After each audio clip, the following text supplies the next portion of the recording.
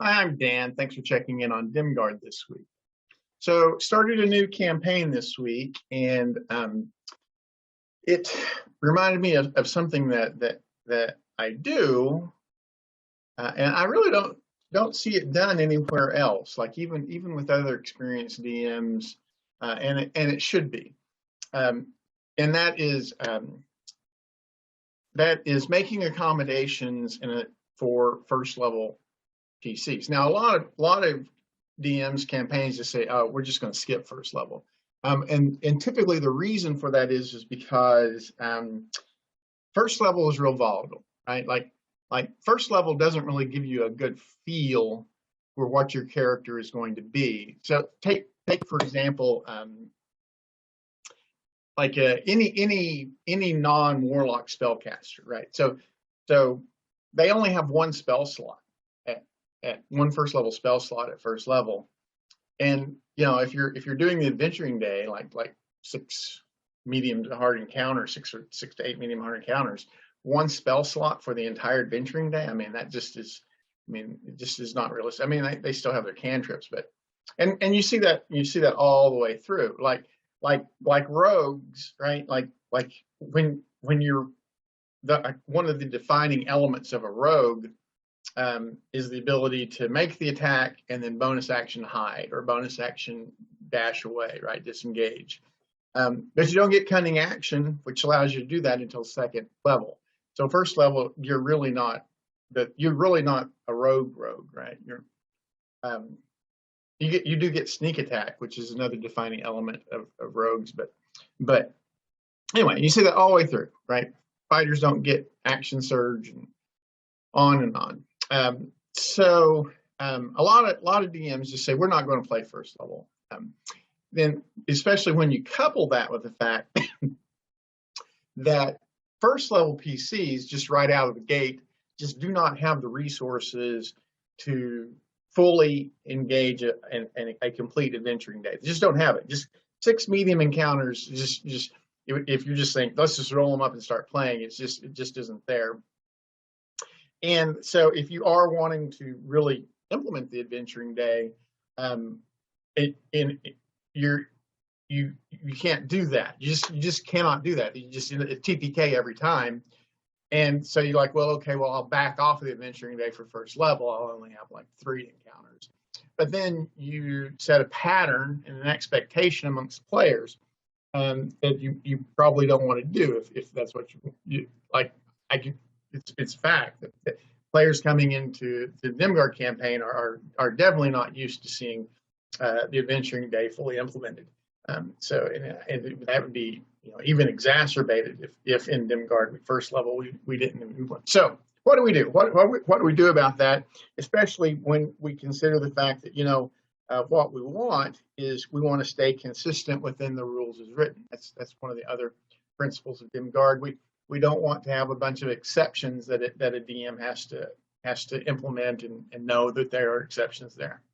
And so the linchpin of what I do with first level PCs is that coming into a first level session, there is one thing that PCs have that almost they're not going to have again until higher levels, right? And that is that they are finishing an indefinite period of downtime. Like you can consider it years of downtime. So you can look at the product of that downtime and see, well, what is it that we could have done that got an edge there for enough of a hump on that first level, and that it can't be a downtime that relies upon gold piece expenses, right? But within the construct of unlimited downtime and the constraint that we are going to spend no gold for, it's not going to be a monetary expense, there are still a lot of things we can do. So there are spells that have no component cost that at the end of their tutelage or their service in the organization that has trained them and prepared them for adventuring, they could benefit from. So in particular, there is the ceremony spell, right? So the ceremony spell has an option that lets you, it's indoctrination that lets you add a bonus to your saving throws for the next 7 days.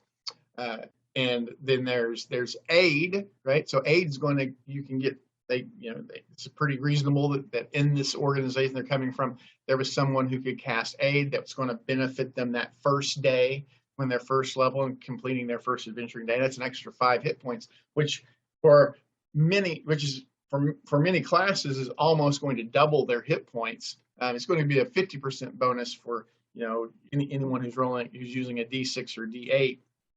So you could have that as benefit. They start with aid. They could have completed sacred rites, right, which is going to give them inspiration for the next 7 days. That's out of the DMG. You could even have something like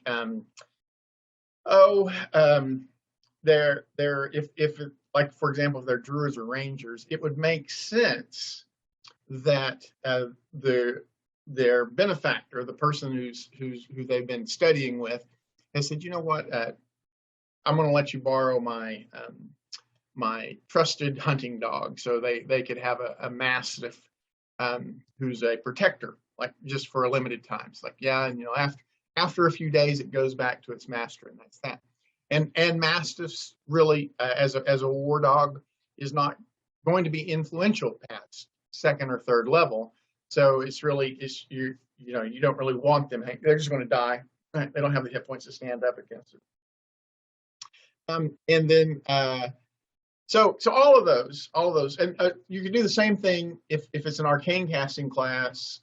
They could borrow someone's familiar, right? So for the first session, until the familiar got lonely and wanted to go back to its legitimate master, they could even have like an imp familiar, right? Like if they're coming from warlocks and that warlock had an imp familiar, that makes sense that he'd say, yeah, go help my favorite student get a good start in the world and then come back to me, right? That's a very reasonable order for someone to make. So, and all of those, especially if you're adding 2 or a couple of them per PC, you end up dramatically increasing their survivability. Oh, another one that's going to be a good starting boon for any class is giving them exposure to someone with the inspiring leader feat. So they come in with 5 temporary hit points. So then if you couple that with aid, so now they've got 5 extra hit points and 5 temporary hit points. That's a pretty nice buff to start your adventuring day with. And so if I found that doing that, it really does align the challenges that first level PCs face concerning the full implementation of the adventuring day with what they're going to see throughout their adventuring career when they move up in the Dimgaard campaign. Then you can, if you're really building medium encounters at first level, you can add 6 medium encounters to a first level party, and they still have a very reasonable chance of succeeding and moving on and having a good entry, and the players have a positive attitude about the results to expect. So that's been my experience with first level characters. You may have a different one. You may have a different reason for why you issue first level characters. There may be a reason why you start at higher level. I'd be very interested in seeing comments about that, or maybe a response video, or just even catch me on social media. Same thing if you don't think that, if you think that this is a bad idea for some reason, if you think that, oh no, you should not give these first level boons to starting characters, that for some reason you think that skews things too much, whatever. I always solicit divergent opinions on these things. It's how I expand my understanding and broaden my depth of knowledge on these things. So if you have something like that, please leave a comment. If you think these videos are worthwhile at all, you could like them. That helps a lot. Or you could subscribe, which helps the channel in general. And that would be great. Otherwise, you guys, I hope things are going well. Have happy holidays, and I'll see you next time.